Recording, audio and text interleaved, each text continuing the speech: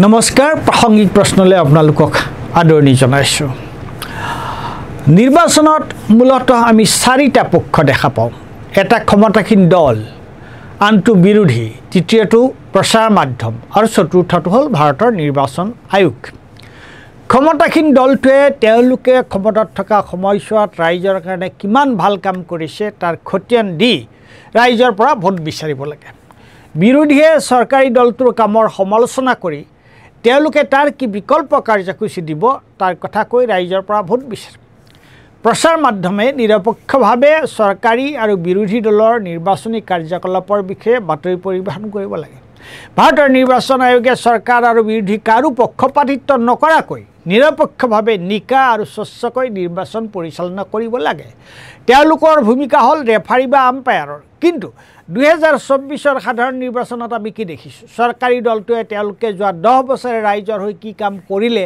তাৰ খতিয়ান দি ৰাইজৰ পৰা ভোট বিচাৰ নাই তাৰ হলনি হলুঙাৰে কাণ খজুৱাৰ দৰে অদ্ভুত কথা কিছুমান কৈ বিৰোধীৰ কুচ্ছা ৰটনা কৰি নিৰ্বাচনী প্ৰচাৰ চলাইছে নিৰ্বাচন আয়োগে কি কৰিছে তেওঁলোকে নিৰপেক্ষ ভূমিকা লোৱাৰ হলনি চৰকাৰৰ অধীনৰ এটা বিভাগৰ দৰে চৰকাৰৰ বহুতীয়াৰ নিচিনাকৈ কাম কৰি আছে তাৰ উদাহৰণ হাজাৰ বিজাৰ একেবাৰে শেহতীয়াটো হৈছে ভোট গ্ৰহণৰ পৰিসংখ্যাৰ জালিয়াতি তাৰ পিছত আহিল প্ৰচাৰ মাধ্যমে কি কৰে তেওঁলোকে চৰকাৰ আৰু বিৰোধী উভয়ৰ মাজত কোনো পক্ষপাতিত্ব নকৰাকৈ দুপক্ষৰ সংবাদ প্ৰচাৰ কৰিব লাগে তেওঁলোকে নিৰ্বাচনৰ নানা ধৰণৰ পৰিচালনা কৰিব পাৰে জনমত সমীক্ষা চলাব পাৰে যাক ইংৰাজীত অপিনিয়ন পোল বুলি কয় বা নিৰ্বাচন সম্পৰ্কে পূৰ্বানুমান কৰিব পাৰে ইলেকশ্যন ফৰকাষ্ট কৰিব পাৰে বা নিৰ্বাচন শেষ হোৱাৰ পিছত এক্সিট পোল কৰিব পাৰে এইবোৰ কৰোঁতে তেওঁলোকে কোনো ৰাজনৈতিক দলৰ দালালি কৰিব নালাগে কিন্তু বাস্তৱত আমি কি দেখিছোঁ ঠিক নিৰ্বাচন আয়োগৰ দৰে প্ৰচাৰ মাধ্যমেও মানে মুখ্যধাৰাৰ প্ৰচাৰ মাধ্যমৰ সৰহখিনিয়ে চৰকাৰৰ প্ৰচাৰকৰ ভূমিকাত অৱতীৰ্ণ হৈছে চৰকাৰৰ দালালি কৰিছে মানে চৰকাৰ নিৰ্বাচন আয়োগ আৰু মুখ্যধাৰাৰ প্ৰচাৰ মাধ্যম এক হৈছে তাৰে শেহতীয়া ঘটনা এটা এতিয়া চাৰিওফালে খলকনি তুলিছে সেইটো হৈছে আজি দুদিন আগতে কৰাণ থাপাৰে প্ৰশান্ত কিশোৰৰ সৈতে লোৱা সাক্ষাৎকাৰটো তাৰ আগতে আমি আন এটা কথা উল্লেখ কৰা উচিত হ'ব এইবাৰৰ আটাইতকৈ বেছি নিৰ্বাচনী পৰ্যবেক্ষণ বা বিশ্লেষণ আগবঢ়োৱা ব্যক্তিজন হৈছে যোগেন্দ্ৰ যাদৱ এজন ৰাজনৈতিক এক্টিভিষ্ট সম্প্ৰতি তেওঁ ভাৰত জোড়ো অভিযানৰ কেন্দ্ৰীয় সমন্বয়ক আগে তেওঁ centre for study of developing ছ'চাইটিৰ ফেলো আছিল আৰু বিশ্ববিদ্যালয় অনুদান আয়োগৰো সদস্য আছিল তেওঁ আম আদমি পাৰ্টিৰ প্ৰতিষ্ঠাপক সদস্যও আছিল কিন্তু আম আদমি পাৰ্টিৰ পৰা ওলাই আহি তেওঁ পিছত স্বৰাজ ইণ্ডিয়া বুলি এটা ৰাজনৈতিক দল খুলিছিল স্বৰাজ ইণ্ডিয়া এতিয়াও আছে যোগেন্দ্ৰ যাদৱ ৰাহুল গান্ধীৰ ভাৰত জোড়ো যাত্ৰাৰ লগতো ঘনিষ্ঠভাৱে জড়িত আছিল যোগেন্দ্ৰ যাদৱে 2024 চনৰ সাধাৰণ নিৰ্বাচন আৰম্ভ হোৱাৰে পৰা পঞ্চম পৰ্যায়ৰ ভোট গ্ৰহণলৈকে তথ্য পাতিসহ প্ৰতিটো পৰ্যায়ৰ নিৰ্বাচনী পৰ্যালোচনা আগবঢ়াই আহিছে তেওঁ মনে সজা কথাৰে বা কল্পনাৰে এই নিৰ্বাচনী বিশ্লেষণ আগবঢ়োৱা নাই তাৰ কাৰণে তেওঁ কৰ্ণাটক তেলেংগানা মধ্যপ্ৰদেশ ৰাজস্থান বিহাৰ উত্তৰ প্ৰদেশ আদি কৰি ভাৰতৰ বিভিন্ন ঠাই ঘূৰি সৰজমিন বৰ্তমানৰ ৰাজনৈতিক পৰিস্থিতিৰ উমান লৈছে সেইকাৰণে প্ৰায় প্ৰতিটো বিকল্প প্ৰচাৰ মাধ্যমে তেওঁৰ লগত সাক্ষাৎকাৰ লৈছে বা তেওঁৰ কথা গুৰুত্ব দিছে আমি নৰ্থ ইষ্ট নাও তেওঁৰ সাক্ষাৎকাৰ লৈছোঁ বাস্তৱ পৰিস্থিতি আৰু পৰিৱৰ্তিত ৰাজনৈতিক পটভূমিৰ পৰিপ্ৰেক্ষিতত এইবাৰ বিজেপিয়ে কোনো পধ্যেই 273খন আসন নাপায় বুলি তেওঁ দৃঢ়তাৰে কৈছে বিজেপি নালাগে এনডিএও 270খন আসন 73খন আসন পাব নাই তাৰ সন্দেহ আছে কিন্তু যোগেন্দ্ৰ যাদৱৰ ঠিক বিপৰীতে গৈ আজি 1.5 সপ্তাহমানৰ পৰা প্ৰশান্ত কিশোৰে বিভিন্ন সংবাদ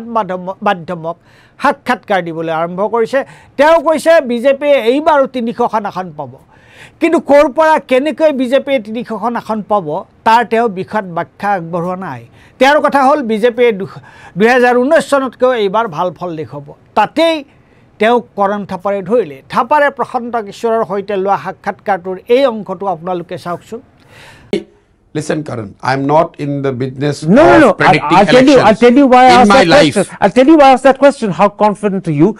Because in May 2022, you predicted that Congress would be routed in Himachal. It won. In September 2023, yes, you're on record. Where? You're on record. We've got it. No, but this is last time also. You are always trying to create a hypothesis and trying to put it on the guest side. No, I'm not creating the hypothesis.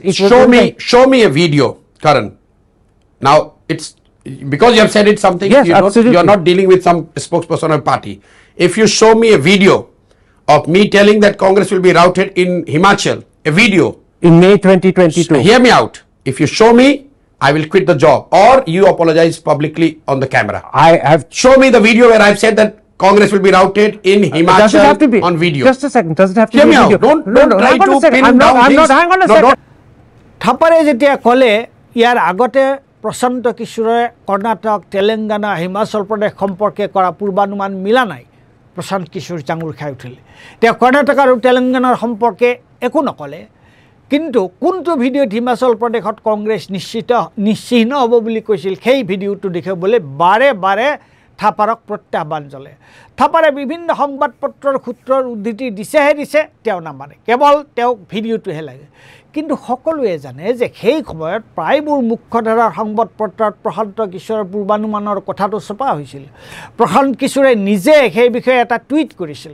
আচলতে প্ৰশান্ত কিশোৰৰ মিথ্যাবাদিতাক কৰণ থাপাৰে হাতেলোতে ধৰি উদঙাই দিয়াৰ বাবেই তেওঁ ইমান উগ্ৰ ব্যৱহাৰ কৰিছিল। প্ৰশান্ত কিশোৰে যে মিছা কথা কৈছিল, তেওঁৰ শৰীৰৰ ভাষাতে তাৰ অভিব্যক্তি ঘটিছিল।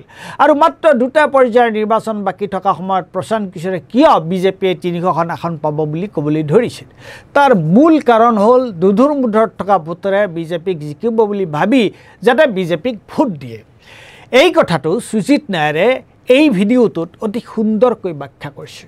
নিৰপেক্ষতাৰ নাম লৈ ছদ্মবেশত প্ৰশান্ত কিশোৰে বিজেপিৰ হৈ নিৰ্বাচনী প্ৰচাৰত নামিছে নেকি বুলি এতিয়া বহুতেই তেওঁৰ সততাৰ ওপৰতো প্ৰশ্ন তুলিছে।